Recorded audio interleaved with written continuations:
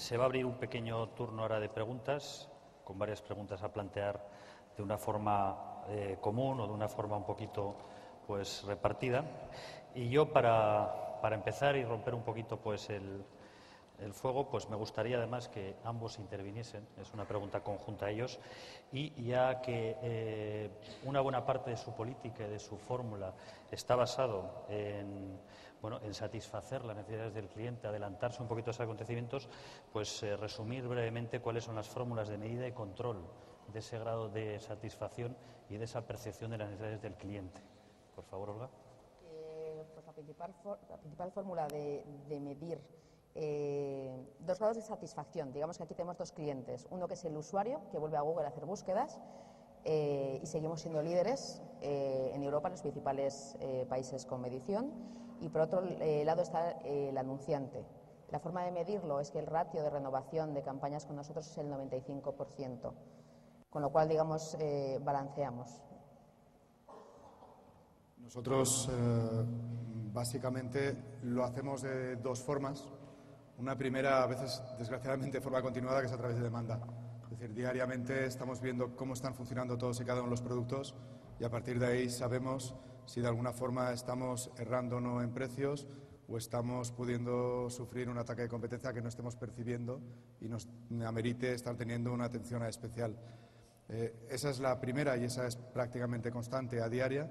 La segunda, y si alguno la habéis tenido que estar reinando, es a través de encuestas que hacemos a nuestros pasajeros, tanto en cabina como a posteriori a través de encuestas que lanzamos a través de Internet. Muy bien. Otra pregunta que creo que está en el aire y que por lo menos hace que pensar es cómo ambas empresas, es una pregunta también dirigida a ambos, pueden compaginar el binomio de adaptación a las necesidades del cliente, que el cliente sea quien vaya marcando la pauta, y la rentabilidad empresarial. A ver, de forma automática. Nuestro producto está originado en cliente y eso te evita en cualquier momento cualquier disquisición o cualquier desviación. Muchas veces el riesgo sería estar empezando a añadirle cosas que uno piensa que son valor a los clientes y estos no, de alguna forma, no le estuviesen valorando, no estuvieran dispuestos a pagar por ello y estuvieran acomplejando la operación. En nuestro caso, la disciplina en ese sentido es férrea.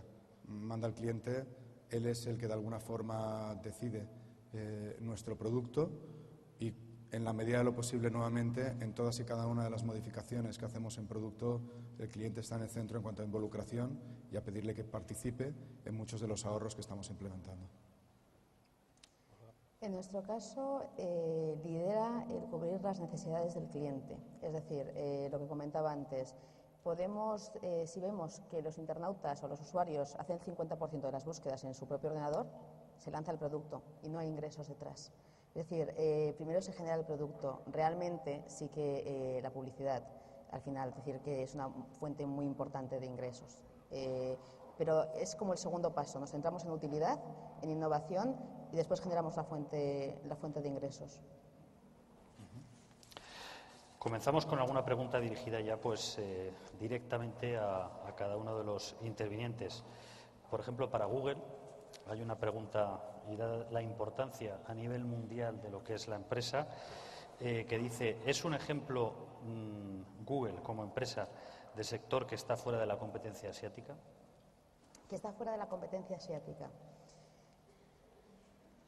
Pues yo creo que primero es una empresa muy joven que acaba, digamos, casi de nacer, con lo cual yo creo que dará pasos y se moverá. Sí que es verdad que en Asia, por ejemplo, la posición de Google, por la forma de indexar del idioma, todavía está incipiente. Yo creo que progresará mucho y que lo veremos en poco tiempo.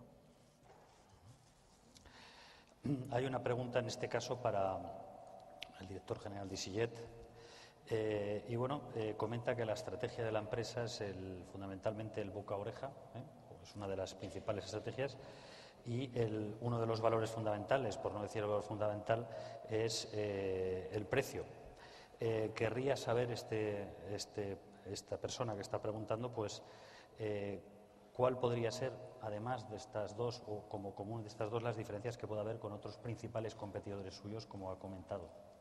Yo creo que hay la básica y la fundamental, para mí, sinceramente, y creo que la mayoría de los consumidores así la perciben, es un tema de cultura de compañía. Es una cultura de compañía que viene muy marcada por el fundador, una persona tremendamente dinámica, tremendamente eficiente y muy centrada en lo que es estar comunicando, pues casi una posición durante muchísimos tiempos de Robin Hood frente a las compañías tradicionales. Y creo que esa personalidad de fundador, cultura de compañía, es una de las cosas que más nos diferencian ahora mismo de otras compañías aéreas o de otras compañías en general.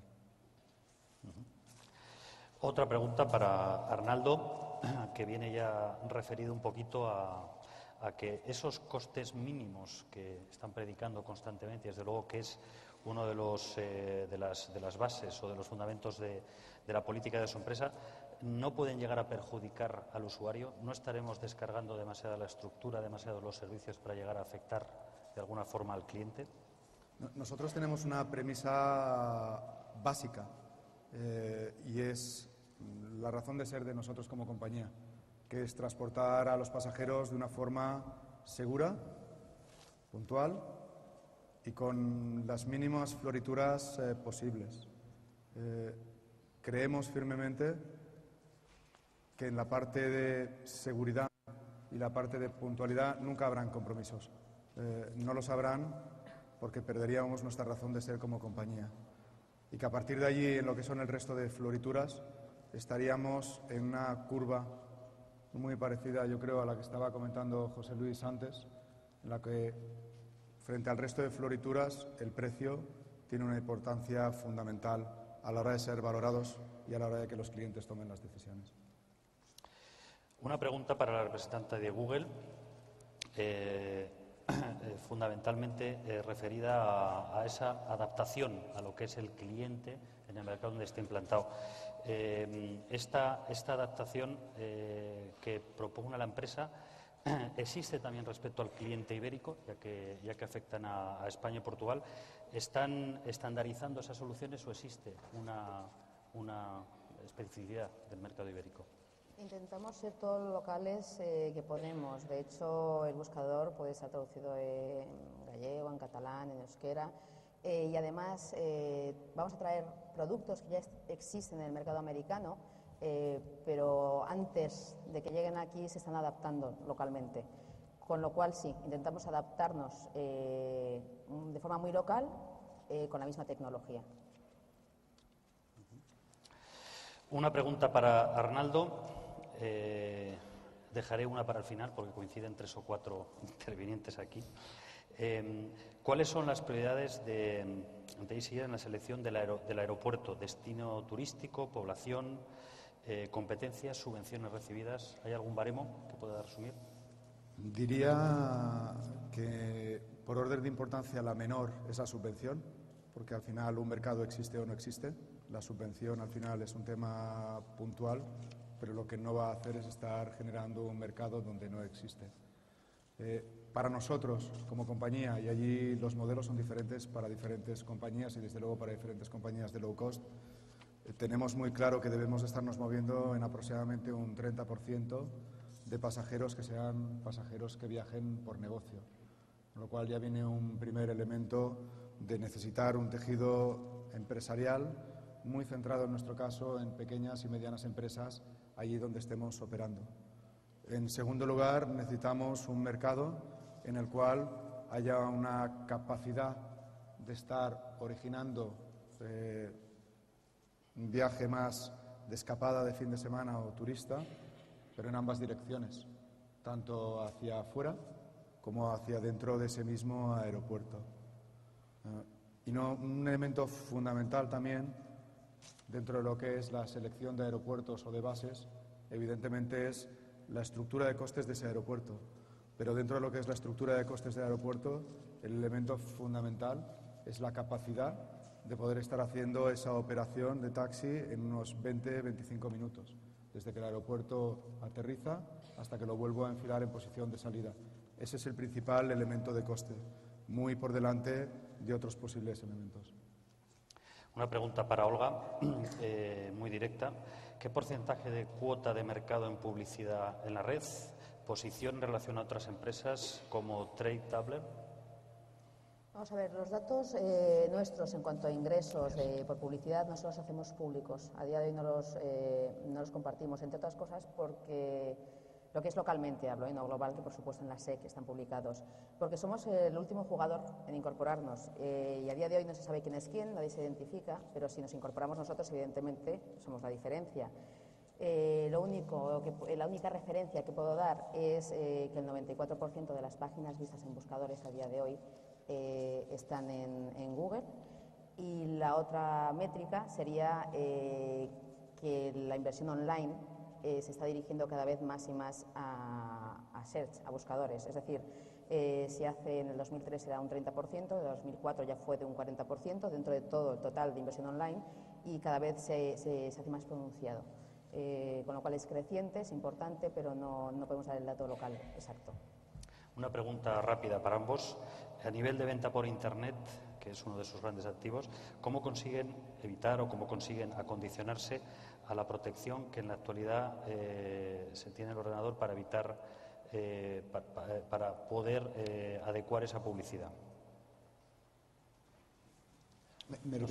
Sí, es un poquito para ver un poquito, dado que su gran negocio es a través de toda la red, Internet, cómo se evita pues o cómo se acondiciona todo lo que ustedes tienen a toda la legislación referente a legalidad y a información que ahí se puede disponer en la red.